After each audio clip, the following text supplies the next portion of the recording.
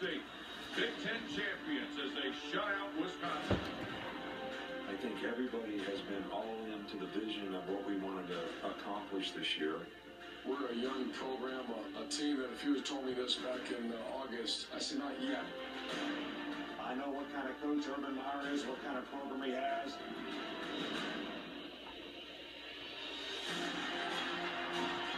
And he got it long down the right side for Dennis Smith in the end zone. Got it for 6. Badgers all around him. Get the yard up the middle. Touchdown, Alabama. You know, we've earned our way here. This team's playing at an extremely high level right now. This is one of the best teams in the country. He's going to go. He's got it for a touchdown. We're going to be champions. We got to go win this game. Finebaum Film Room is presented by Dr. Pepper.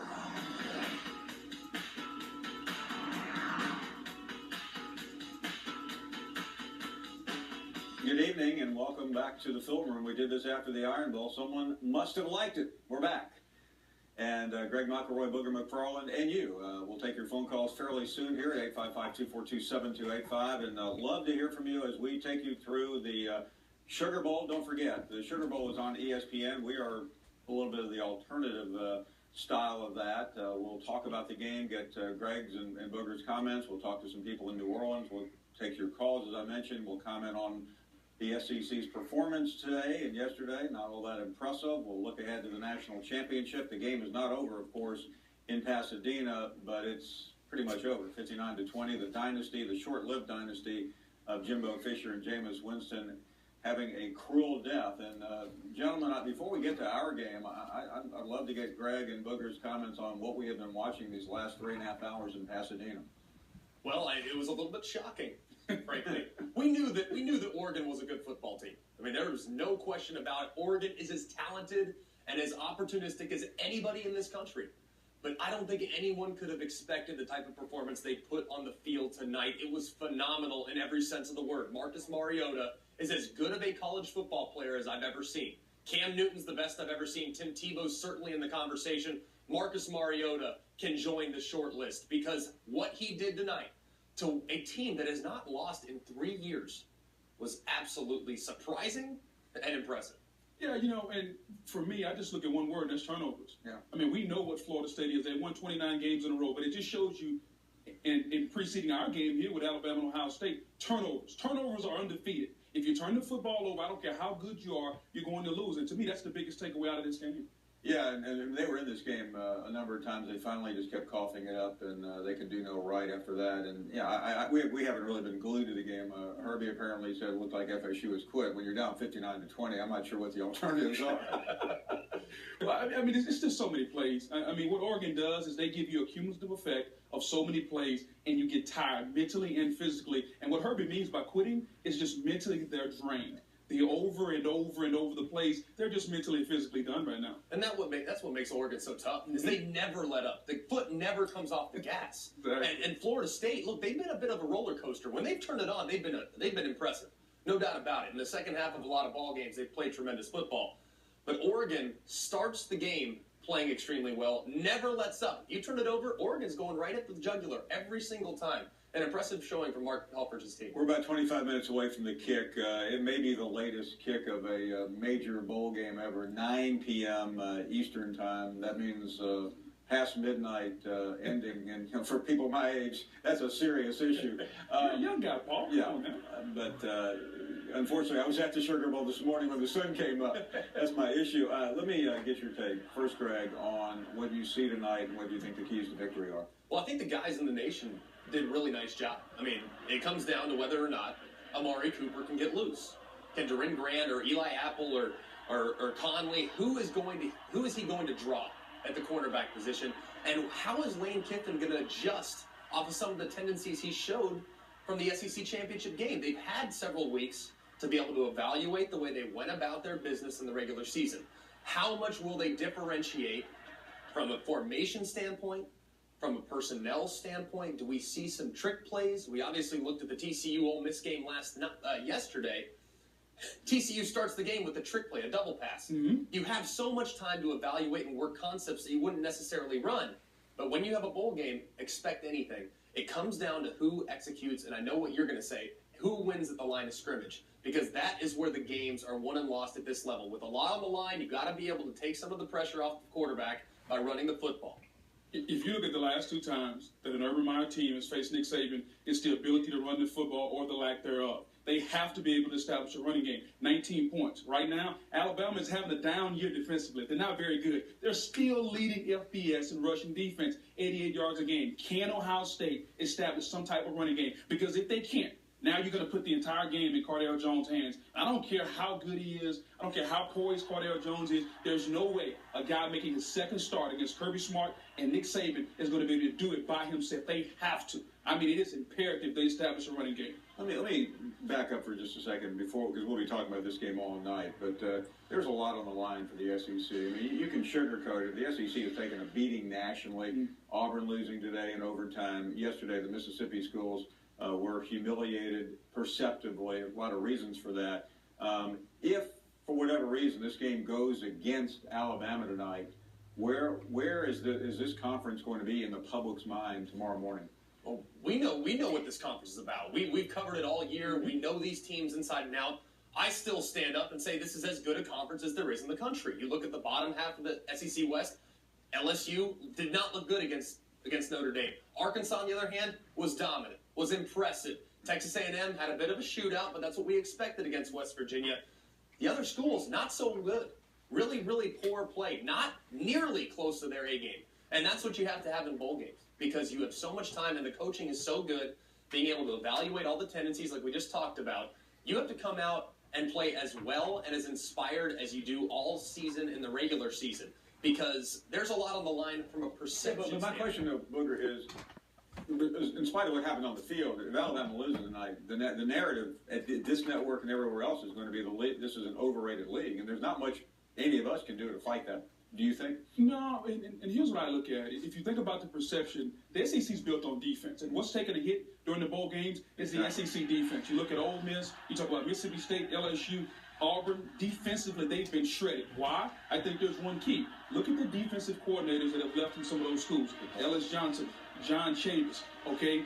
One of those guys was fired. Exactly. And so when your defensive coordinators are in flux like that, now you have new guys. Prime example last night, Deshae Townsend from Mississippi State. He's calling plays. That was a problem. Nothing against him, but when you've never called plays in a situation like that and you're trying to stop Paul Johnson in that rushing attack, it's going to be tough. And so I think the perception-wise of the SEC is going to be down because defensively they've taken a hit. More importantly, the coordinators that have left, been fired, or in flux have left their schools in a state of shock. And those interim guys, Deshae Townsend and the guy in LSU, even though John Chambers was there, he was halfway out the door. He was there, you're right. But mentally, he was already gone. He was already in College Station. They just haven't been able to get the job done. And when have we ever seen teams just gashing SEC defenses on the ground? I mean, it's not like they're hitting big plays. Yeah, sure, TCU dialed up a few jump balls, a couple trick plays, sure. But Georgia Tech gashed Mississippi State on the ground. That doesn't happen normally because of the tenacious front that Mississippi State has and what a lot of these teams have. The defensive lines have gotten pushed around. And we're not used to seeing that. And they've been dominated. Yeah. Let's be honest. We can call a spade a spade. This is a very good conference. There's no way to get around it. The line of scrimmage. But, you know, we know the league, but the guys sitting at 38,000 feet are just loaded for bear. And they're you know, some of the FSU supporters are getting gashed right now, but the SEC, I think, has the most at stake. And the Big Ten hasn't looked too badly either. Anyway, a lot going on. We'll do this all night long. We'll get your phone calls. Before we move too far along, let's shoot over to Dari Noko with a wrap-up of everything else that's been going on today. Game day brings out the best in all of us.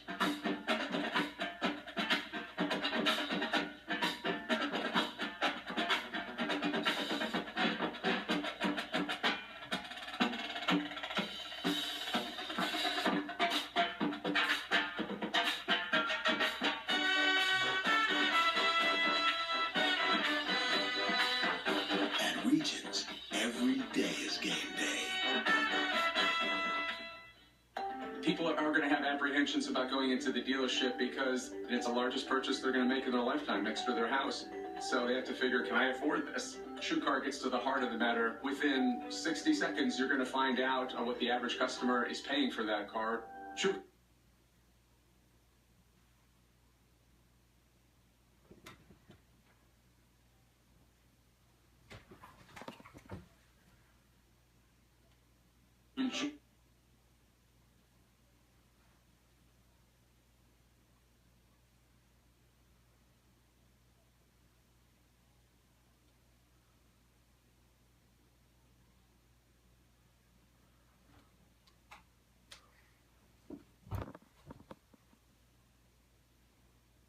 Characters. We've eliminated some of those characters, by the way. You guys made the cut, big time. I mean, that's great. Greg, how did you enjoy, before we get, how did you enjoy doing the game the other night out west? It was fun. I mean, it's fun. Honestly, when you call a game, Colin, you're in the environment. You're in this. I mean, you've been on location several occasions this year. How great is it to be around the pageantry, around everything that? Obviously, the game is the game is the game, and I love the game, and that's what we watch and we study it. But what changes between college and the NFL? It's the atmosphere. It's the fans. It's the band. It's the tailgating. This is why we love this sport. The pageantry, the passion, the intensity, the nervousness in the building right now by both of these teams, the anxiety, that's the difference. Now, the product on the field in the NFL is unbelievable. But nothing can rival what is going on right now in the Superdome. And nothing was rivaling what was going on in the Rose Bowl out west.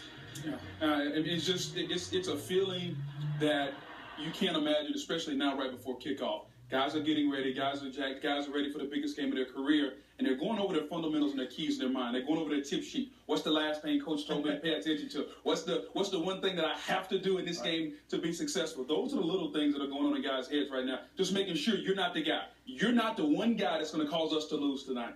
And one thing that people always ask me, Greg, did you ever get nervous? I said, heck yeah, I got nervous. Yeah, you should have. Absolutely. But you know what? If you're nervous, you're kind of comfortable. You know what I mean? Because we played this game a long time. Mm-hmm. You played I mean, you're 75 years old, so you've been around for a while. No, not that old. Well, you've been around. I mean, you're up there. I'm older than you. Let's just say that, okay? All right. You play a lot of games. And ever since the time I started and I put on the pads for the first time at 8 years old, I was just as nervous before that first game as I was before my final game playing for the Jets. It just, there's something about that. And nothing can really match that like a big game. The excitement, the anticipation, having a rock star sing the national anthem, it's really a special environment. And kudos to all the people that are there. I bet they're having a blast. And to your point, Greg, Paul, I've never seen a game like this one where the first 7 minutes are going to be so critical for one team. I think for Ohio State, the first 7 minutes are going to be absolutely critical. Urban Meyer has to come out and show that his team belongs. Like, he can say it in the paper. He can talk and say, yeah, we're good in the SEC speed and we got speed at Ohio State. But until we see it on the field, until the fans see it, I just don't know if we believe it just yet. We're going to bring callers in throughout the day, obviously, and evening. Why don't we start kind of freewheeling around the country? Glenn starts us off in Nashville, Tennessee. Good evening, Glenn. Good evening, Paul, and as always, enjoy the show. I'm loving that you're doing this evening. Thank you. Hey, well, I tell you what, you guys were talking about Oregon, and what just a dynamic offense. I mean, probably the most dynamic offense in college football. And if you watch them today and just how they play today, I just don't know. I'm just trying to think, man, who's going to stop them? I mean, it's almost like you try to prepare for them. Florida State had a lot of time to prepare for this offense, but it's like if you don't play this on a regular every year. Let me, Glenn, that's a really good point. Greg, I mean, Alabama fans right now are pretty confident about this game. They're thinking ahead. They shouldn't be. But assuming we get the Alabama-Oregon game, talk a little bit about what the Bama defense would face. Well, they're going to face an offense that is really simple. I mean, it looks dynamic. It looks really difficult, really tricky to figure out, but they don't do a ton of personnel substitutions. They don't have a huge, massive run game. Really, you just have to fill the gaps, and you have to understand that Mariota is going to extend plays. If you leave them, and if you play a lot of man coverage, which I would not expect anyone to do against the Oregon Ducks, where your defenders' backs are facing the quarterback, that's a huge mistake. You have to play zone concepts, so make sure you can account for the quarterback runs, but also be